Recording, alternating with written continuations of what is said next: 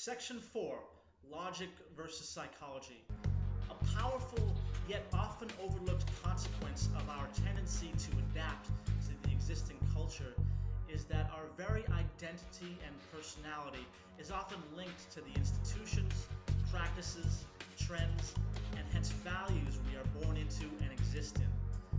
This psychological adaptation and the inevitable familiarity creates a comfort zone which, over time, can be very uncomfortable to disrupt, regardless of how well reasoned the data standing to the contrary of what we believe may be. In fact, the vast majority of objections against the Zeitgeist movement, specifically with the points made about solutions and hence change, appear to be driven by narrow frames of reference and emotional biases more than intellectual assessment. Common reactions of this kind often work to dismiss arguments outright via haphazard associations rather than critically addressing the actual premises articulated. The most common classification of such arguments is that of projections, and it becomes clear very often that such opponents are actually more concerned with defending their psychological identity rather than objectively considering new perspectives. The term mind lock has been coined by some philosophers with respect to this phenomenon, defined as the condition where one's perspective becomes self-referring in a closed loop of reasoning. Seemingly empirical presuppositions frame and secure one's worldview, and anything contradictory coming from the outside can be blocked, often even subconsciously. This reaction could be compared to the physical reflex to protect oneself from a foreign object moving towards one's person. Only in this circumstance, the reflex is to defend one's beliefs and not one's body. While such phrases as thinking outside the box might be common rhetoric today in the activist community, seldom are the foundations of our way of thinking and the integrity of our most established institutions challenged. They are more often than not considered to be givens and assumed inalterable. For example, in the so-called democracies of the world, a president, or the equivalent, is a common point of focus with respect to the quality of a country's governance. Yet seldom does one step back and ask, why do we have a president to begin with? How is his power as an institutional figure justified as an optimized manner of social governance? Is it not a contradiction of terms to claim a democratic society when the public has no real say with respect to the actions of the president once he or she is elected? Such questions are seldom considered, as people tend, again, to adapt to their culture without objection, assuming it is just the way it is. Such static orientations almost universally result from cultural traditions. It is very difficult to communicate a new and challenging idea to those who are sufficiently determined not to believe it. Such traditional presuppositions, held as empirical, are likely a root source of social retardation in the world today. This phenomenon, coupled with an educational system that continuously reinforces established notions through its institutions of academia, further seals this cultural inhibition and compounds the hindrance to relevant change.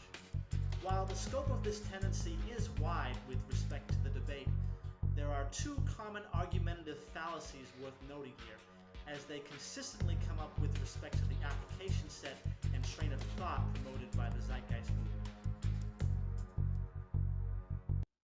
Section 4, Part 2, the prima facie fallacy. Prima facie simply means upon first appearance and before investigation. A classical case study is the common claim that the observations and solutions presented by the Zeitgeist movement are simply rehashed Marxist communism. Let's briefly explore this as an example, referencing the Communist Manifesto. Marx and Engels present various observations with respect to the evolution of society, specifically the class war, inherent structural relationships regarding capital, along with a general logic as to how the social order will transition through revolution to a stateless, classless system, while also noting a series of direct social changes such as the centralization of the means of communication and transport into the hands of the state, equal liability of all to labor, and other specifics. Marx creates players in the schemes he suggests, such as the ongoing battle between the bourgeois and the proletariats, expressing contempt for the inherent exploitation, which he says is essentially rooted in private property.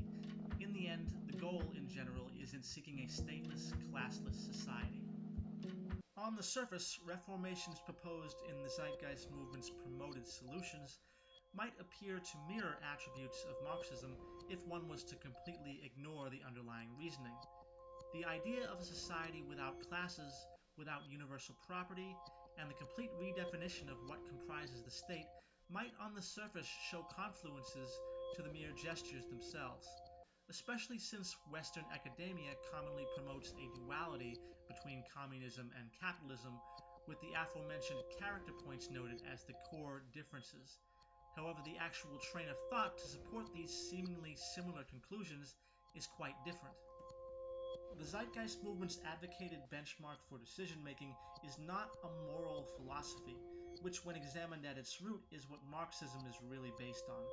The Zeitgeist movement is not interested in the poetic, subjective, and arbitrary notions of a fair society, guaranteed freedom, world peace, or making the world a better place, simply because it sounds right, humane, or good.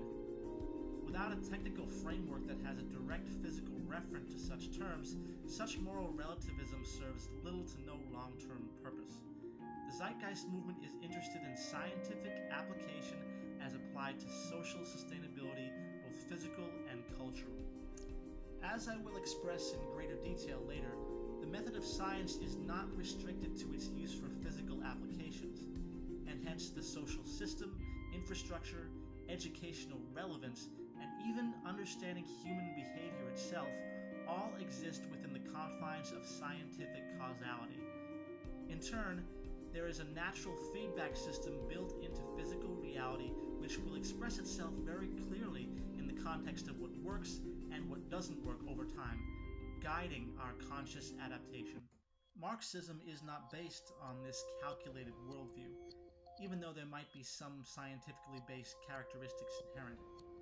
For example, the Marxist notion of a classless society was to overcome the capitalist originating immoral inhumanity imposed on the working class or proletariat. The Zeitgeist movement's advocated train of thought, on the other hand, sources advancements in human studies. It finds, for example, that social stratification, which is inherent in the capitalist market model, to be actually a form of indirect violence against the vast majority, as a result of the evolutionary psychology we humans naturally possess. This stratification actually reduces human health on many levels, which is destabilizing and by implication technically unsustainable. Another example is the Zeitgeist movement's interest in removing universal property and setting up a system of shared access.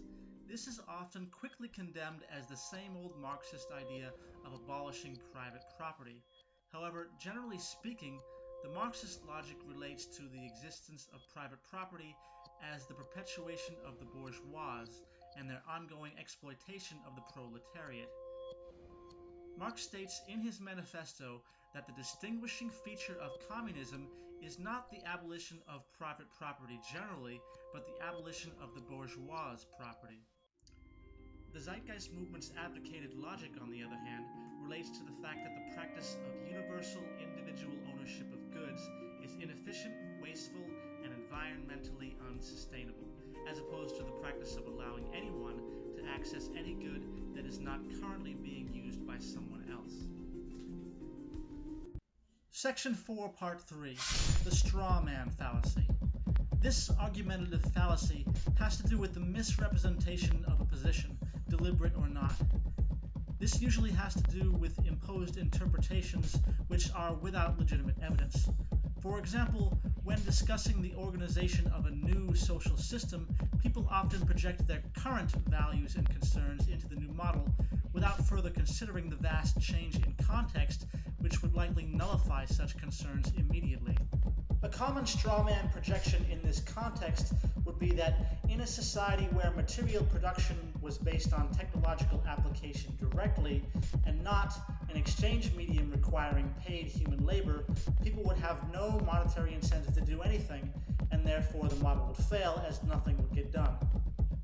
This kind of argument is without testable validity with respect to the human sciences, as it is really an intuitive assumption originating from the current cultural climate where the economic system coerces all humans into labor roles for survival, often regardless of personal interest or social utility, generating a psychological distortion with respect to what creates motivation. In the words of Margaret Mead, if you look closely, you will see that almost anything that really matters to us, anything that embodies our deepest commitment to the way human life should be lived and cared for, depends on some form of voluntarism. In a 1992 Gallup poll, more than 50% of American adults, which is 94 million Americans, volunteered their time for social causes at an average of 4.2 hours a week for a total of 20.5 billion hours a year. It has been found in scientific studies that while repetitive, mundane jobs are effectively motivated by traditional rewards such as money, money doesn't seem to effectively motivate innovation and creativity. Later I will discuss how mechanization can be applied to mundane human labor to free humans, expressing how the labor for income system is outdated and restrictive of not only industrial potential and efficiency, but also of human potential overall. Another common contextual example of a straw man fallacy is the claim that if the transition to a new social system was acted upon, the property of others must be forcefully confiscated by a ruling power, and violence would be the result. This is once again a value projection imposed on the Zeitgeist movement's advocated logic without validation.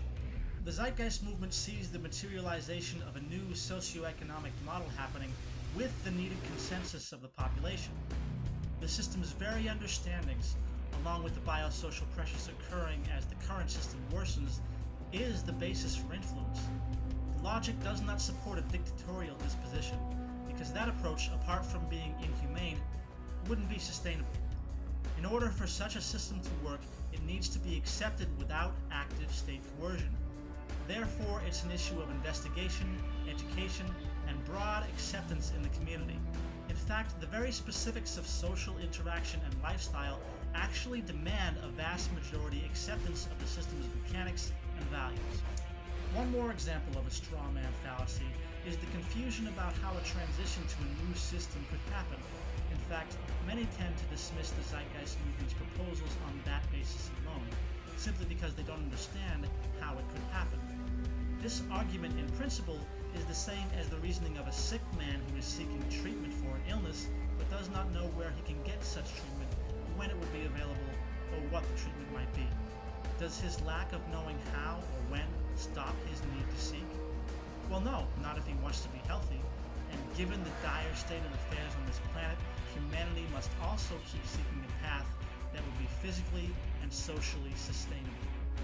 It is worth reiterating that the battle between logic and psychology is really a central conflict in the arena of social change.